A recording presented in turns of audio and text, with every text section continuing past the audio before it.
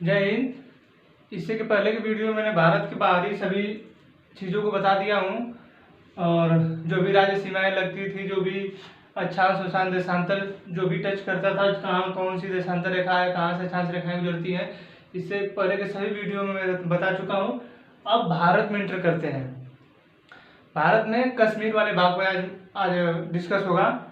कश्मीर वाले भाग पे आज आपको बताएंगे कि इसका प्राचीन इतिहास कैसे था, कैसे यहाँ पर डोगरा शासकों ने, सिख शासकों ने शासन किया, फिर अंग्रेजों ने किया, अंतिम शासक यहाँ के डोगरा शासक कैसे हुए। तो आइए इसके बारे में जानते हैं। ये जो कश्मीर है, यहाँ से शुरू करेंगे आज। ये जो कश्मीर है, सबसे पहले कश्मीर पे ईरान के शासकों ने इस पे आक्रमण किया था। इधर से ईरान वाले आए थे, ईरान वाले इधर से आक्रमण किए थे। इस पर अंग्रेजों ने आक्रमण किया था। अंग्रेजों से पहले सिखों ने शासन किया था, तो सिखों से अंग्रेजों ने खरीद लिया, सिखों से अंग्रेजों ने इसे खरीद लिया। और इस पे सबसे अंतिम जो शासन हुआ वो डोगरा शासकों का शासन हुआ कश्मीर पर। इस पर कश्मीर पर पाकिस्तान भी उस समय हमारे नहीं था, तो पाकिस्तान पर भी शासन हुआ। वो लोग खैबर दर्रा से आ जाते थे, हिंदू कुश जो पर्वत है अफगानिस्तान वाला, उसके दर से आ जाते थे लोग। तो ये कश्मीर पर डोगरा शासकों का अंतिम शासक था। तो डोगरा शासक जो था, और सबसे अंतिम शासन जो कश्मीर पे किया था वो डोगरा शासकों ने किया था। तो डोगरा शासकों में सबसे अंतिम शासक जो था वो हरि सिंह थे। तो उनका एक प्रधानमंत्री था शेख अब्दुल्ला, उनका लड़का फारूक अब्दुल्ला, उनका लड़का फिर उमर अब्दुल्ला, जो भी 2019 में वहाँ कश्मीर का मुख्यमंत्री था। तो ये जो कश्मीर है, इस पे सबसे अंतिम शासक डोगरा शासकों ने किया था। डोगरा शासकों ने जब अंतिम शासक किया, उसके जो हरि सिंह थे, जब भारत आज़ाद हुआ 1947 में, जब भारत आज़ाद हुआ तो अंग्रेजों ने, भारत के आज़ाद होने के समय अंग्रेजों ने यह खुली छूट दी थी कि जिसे भारत में मिलना हो भारत में मिल जाए, और जिसे पाकिस्तान में जाना वो पाकिस्तान में चला जाए। तो ये जो यहाँ इसका प्रधानमंत्री था हरि सिंह का, शेख अब्दुल्ला, वह चाहता था कि कश्मीर एक अलग देश हो। पाकिस्तान तो एक अलग देश होगा ही, भारत एक अलग देश होगा ही, और कश्मीर एक अलग देश हो। उसकी रणनीति यह थी। तो जब उसकी यह रणनीति थी, तो पाकिस्तान ने 1947 में इस पर हमला बोल दिया। पाकिस्तान ने उस पर 1947 जब आज़ाद हुआ तो इस पर हमला बोल दिया। तो फिर इसके बाद 1947 में, इसके हमला से पहले ही भारत में जब मिलाया जा रहा था राज्यों को, इसके हमला से पहले जब भारत में राज्यों को मिलाया जा रहा था, तो यहाँ पर एक मध्य प्रदेश में सिंधिया राज घराना था। जैसे ज्योतिराव सिंधिया इसमें वर्तमान में है, इन्हीं की पूर्वज थे, इन्हीं के वो लोग पूर्वज थे। तो इनको मिलाया जा रहा था। तो इन लोगों ने कहा कि हम आपसे भारत में तभी मिलेंगे जब हमारे किलों को सुरक्षित रखा जाए, हमें सम्मान दिया जाए। तो क्या दिक्कत थी, दिया गया उनको, आज भी दिया जाता है। यहाँ पर राजस्थान में राजाओं का किला अभी भी है। एक था हैदराबाद का निजाम, वो नहीं मिल रहा था, तो उसको जो भारत में मिलाने का जो दिया गया था अधिकार, वो सरदार पटेल को दिया गया था। जो मिलाने का अधिकार दिया गया था, सभी राज्यों को जो मिला रहे थे, जो इसका अधिकार दिया गया था मिलाने का, वो दिया गया था सरदार पटेल को। तो हैदराबाद का जो निजाम नहीं मान रहा था, उसे उन्होंने पोलो मिशन, यानी वहाँ के पुलिस को भेजकर, वो इंडियन आर्मी को हैदराबाद के पुलिस के बेस में भेजकर पोलो मिशन के तहत हैदराबाद को अपने में मिला गया। तो 1947 में जब पाकिस्तान ने इस पर हमला कर दिया, कश्मीर ने पाकिस्तान पर जब हमला कर दिया, तो इसके बाद हरि सिंह इधर आए, यहाँ पर भारत में दिल्ली के पास आए और बोले कि वो पाकिस्तान तो हमारे ऊपर हमला कर दिया है। तो नेहरू ने बोला कि उस्मानी हमारे यहाँ के थे, सैनिक के कमांडर थे उस्मानी, तो उनके देख रेख में वहाँ पे आर्मी सेना भेजने के लिए बोला गया। तो सरदार वल्लभ पटेल ने रोक दिया और बोला कि इनसे पूछिए कि ये भारत में मिलना चाहते हैं, अगर मिलना चाहते हैं तो ठीक है, नहीं तो फिर रहने दीजिए उसी तरह। तो 1947 में ही हरि सिंह ने विलय पत्र पे हस्ताक्षर किया कि हम भारत में मिलना चाहते हैं। लेकिन हरि सिंह जो था, इनका प्रमुख था प्रधानमंत्री था वो चाहता ही नहीं था कि भारत में मिले। वो चाहता था कि हम अलग कश्मीर बनाएं, हम अलग, हमारा देश हो, पाकिस्तान अलग है, ये भारत अलग है। तो जब हमारा संविधान बन रहा था, जब हमारा संविधान बन रहा था तो इतना चालाक था ये शेख अब्दुल्ला कि इसने अनुच्छेद हमारा जो 370 हटा है, इसमें भारत के संविधान में अनुच्छेद 370 जुड़वा दिया और बोल दिया कि भारत का संविधान जम्मू कश्मीर पर लागू ही नहीं होगा।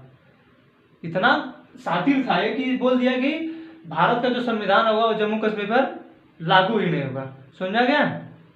तो जब लागू ही नहीं होगा तो आपको पता होगा कि जब जम्मू कश्मीर पहले एक राज्य होता था तो वहाँ पर भारत का संविधान नहीं लागू होता था, बहुत नॉर्मल लागू होता था, वहाँ का झंडा अलग होता था, वहाँ पर नागरिकता अलग टाइप से दी जाती थी, तो वहाँ पर हर चीज़ अलग टाइप से था। तो ये जो जम्मू कश्मीर था, जब इस पर हमला किया तो यहाँ पर आए, यहाँ पर आने के बाद तो फिर जब सरदार वल्लभ पटेल ने रोक दिया, तो फिर जब सरदार वल्लभ पटेल ने रोक दिया तो उन्होंने विलय पत्र पे हस्ताक्षर किया उन्होंने। तब भारत की सेना गई और यहाँ पर एक भारत की सेना गई। अब नॉर्मली यहाँ पे दिख नहीं रहा होगा, अब मैं आपको सिर्फ जम्मू कश्मीर का नक्शा बता रहा हूँ।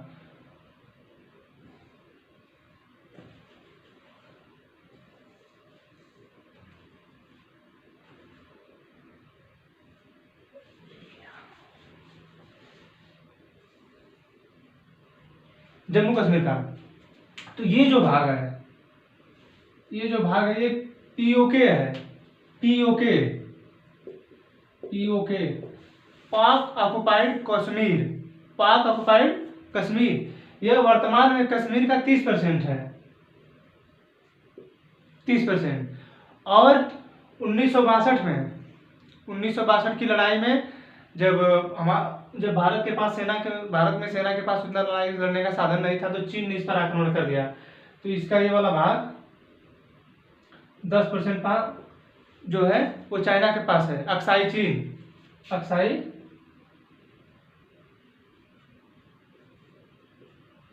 तो जब यहाँ पे हमला किया था, यहाँ पर पाकिस्तान ने, तो जब यहाँ पर आए थे तो बाद में जब सेना भेजी गई तो यहीं तक आके रुक गए सब, नहीं तो ये पूरा आ जाते सब। नेहरू जी जो थे उनकी नीति जो थोड़ी सॉफ्ट थी, वो जल्दी नहीं चाहते थे कि मिले। वो चाहते तो वो भी थे कि भारत में मिल जाए, लेकिन वो तंग नहीं करना चाहते थे। लेकिन सरदार वल्लभ पटेल ने एक बार बोले थे कि आप भारत में आके मिल जाइए, और शेख अब्दुल्ला के कहने पर हरि सिंह ने मना कर दिया था पहली बार। तो फिर जब दोबारा आए थे कि हमारे पाकिस्तान ने हमला कर दिया है, तब न बोले थे कि अगर पूछ लीजिए, अगर विलय पत्र पर हस्ताक्षर कर रहे हैं तो ठीक है, नहीं कर रहे हैं तो फिर रहने दीजिए उनको उसी तरह। तो फिर उन्होंने जब हस्ताक्षर किया तब तक सेना यहाँ तक आ चुकी थी उसकी, मार काट करके यहाँ तक। और जब भारत की सेना पहुंची तो यहाँ तक रुक गए लोग। भारत की जब सेना पहुंची तो यहाँ तक रुक गए। तो अब तब से ये पीओके कहा जाने लगा। और ये कश्मीर जो है, ये कश्मीर यहाँ पर एक लद्दाख की जो एरिया है, लद्दाख का एरिया है, और ये कश्मीर था, ये जम्मू था। तो कश्मीर अब थोड़ा इस पे आ जाइए, लद्दाख, अरे अक्साई चीन वाले पर। अक्साई चीन जो ये वाला भाग है, बता रहे हैं कि कश्मीर का नक्शा लेके चलिए, कश्मीर ऐसा ही है। तो इस पे आइए, अक्साई चीन वाले पर। अक्साई चीन पर 1962 में चाइना ने हमला करके अक्साई चीन को भारत से अपने यहाँ मिला लिया, चाइना में मिला लिया। मिलाया कैसे? 1959 में ये जो तिब्बत है, इसने 1959 में तिब्बत को अपने में मिला लिया। यहाँ के प्रधानमंत्री हुआ करते थे दलाई लामा, यहाँ के जो प्रधानमंत्री थे, अभी भी दलाई लामा जिंदा है, तो यहाँ के जो प्रधानमंत्री हुआ करते थे वो दलाई लामा हुआ करते थे। तो चीन ने 1959 में तिब्बत को अपने अंदर हथिया लिया। उसके बाद फिर जब 1959 में अपने अंदर हथिया लिया, तो तब से जानते हैं इसे क्या बोलता है कि तिब्बत है वो हथेली है, तिब्बत हथेली है। जो लद्दाख है और तिब्बत हथेली है, और इसके 5 फिंगर हैं, 5 अंगुलियां हैं, 5 जो हैं वो अंगुलियां हैं। वो अंगुलियां कौन सी बताता है? ये लद्दाख को पूरा बताता है। जैसे यहाँ तक लद्दाख है ना, अभी तो ये अक्साई चीन पे है, अक्साई चीन पे है, लेकिन यहाँ जो पूरा लद्दाख है, तो इसे एक उंगली फिंगर बोलता है इसका अपना। तो ये जो है इसका एक फिंगर है, इसे एक फिंगर बोलता है। और दूसरा फिंगर बोलता है नेपाल को, केपी शर्मा ओली। अभी 2-3 गांव इनको भी घेर लिया है, और बोल रहे थे केपी शर्मा ओली नहीं, चीन ने नहीं घेरा है, चीन ने नहीं घेरा है। तो 2-3 गांव इनको भी घेर लिया है। इधर इसको बोलता है, भूटान को बोलता है, सिक्किम को बोलता है, और अरुणाचल प्रदेश को बोलता है। ये हमारे 5 फिंगर हैं।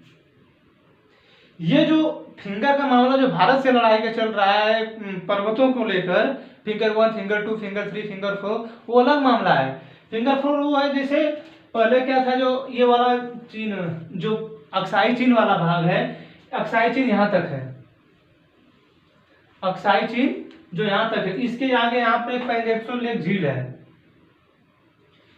तो चाइना क्या करता है, अब ये इस पे हमला कर रहा है।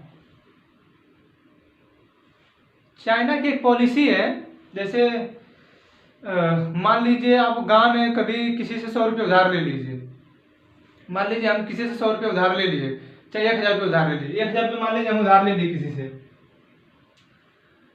तो हम किसी से उधार ले लिए 1000, तो अब समझिए कि 1000 हम उधार ले लिए, तो हम बोलेंगे, जानते क्या बोलेंगे हम, जैसे हमारी संस्कृति तो है कि हम जैसे समय के अनुसार अगर आपका 1000 रुपया लिए तो हम 1000 आपका लौटा देंगे, वापस कर देंगे।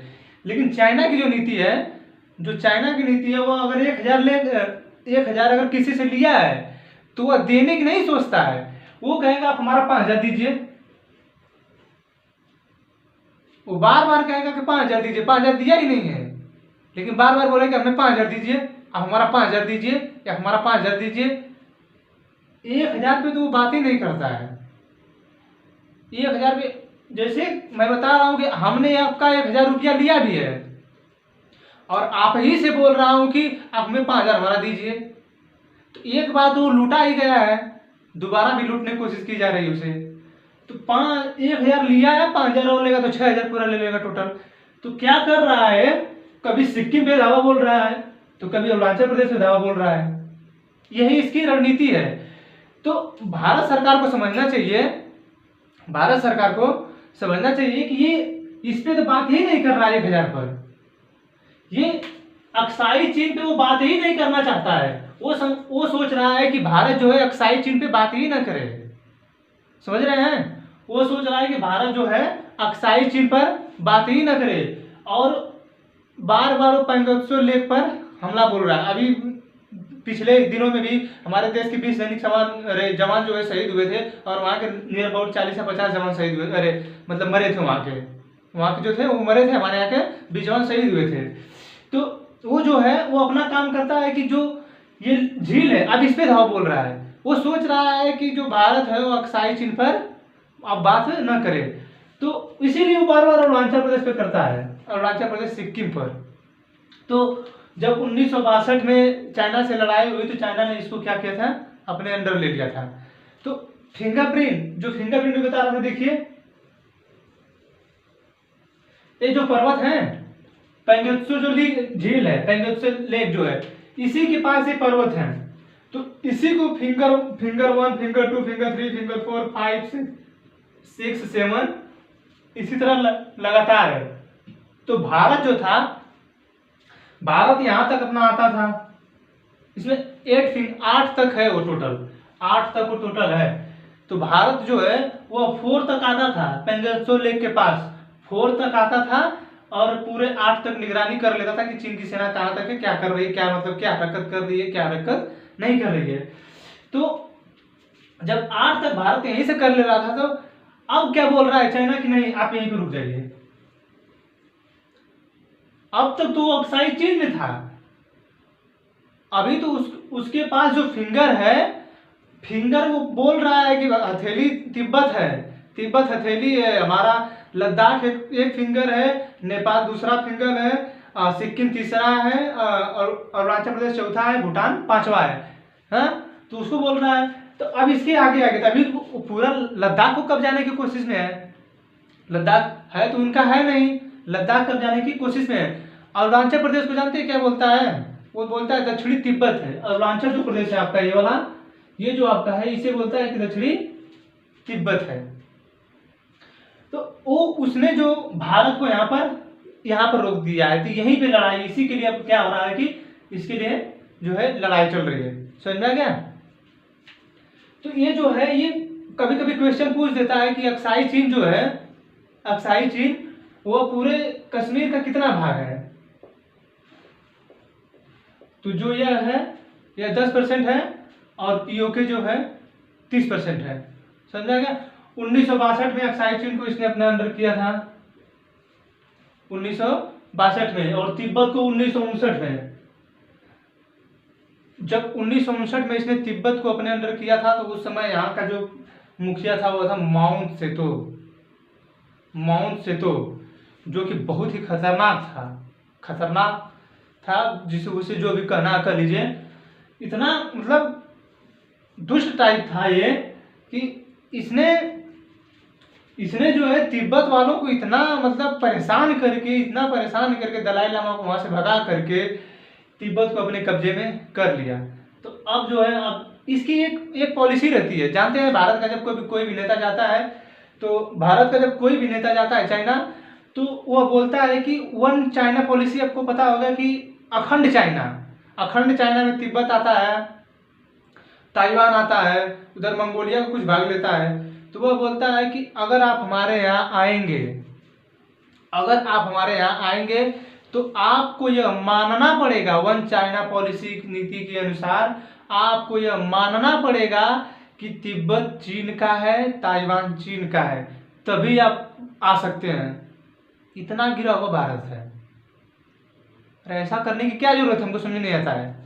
आप बोल दीजिए साफ साफ ना कि अगर चीन को हम नहीं ज्यादा सामान यूज करेंगे, हमारा भारत जैसा भी है हमारा भारत है, हमारा भारत जैसा भी है हमारा भारत है। हमें भी तो साफ साफ बोलना चाहिए कि अगर आप भारत में तभी आएंगे जब अरुणाचल प्रदेश, सिक्किम और जो लद्दाख है वो हमारा कहेंगे, आप तभी सिग्नेचर करके हमारे भारत में आएंगे तभी। लेकिन यहाँ पे कोई सुनता ही नहीं है।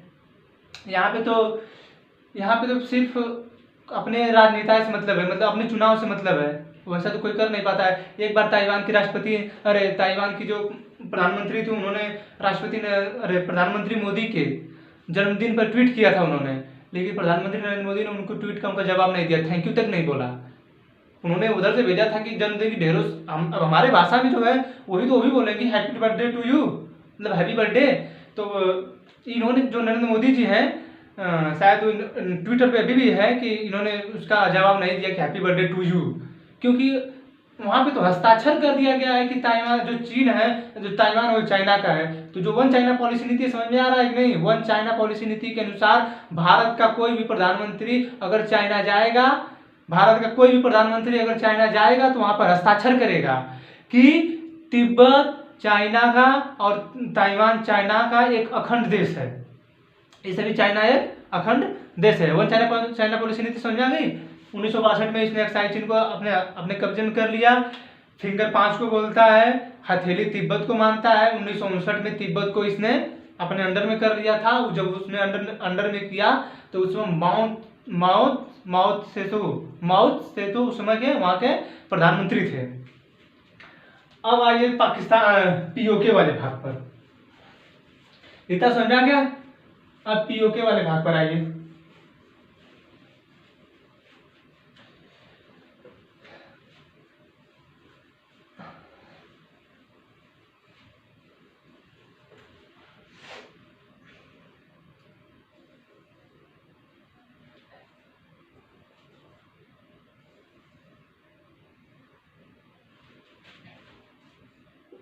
जो पीओके है, ये जो पीओके है, अब ये हम बताए हैं कि यहाँ पर ये इसका 30% है, इसका जो 30% है ये।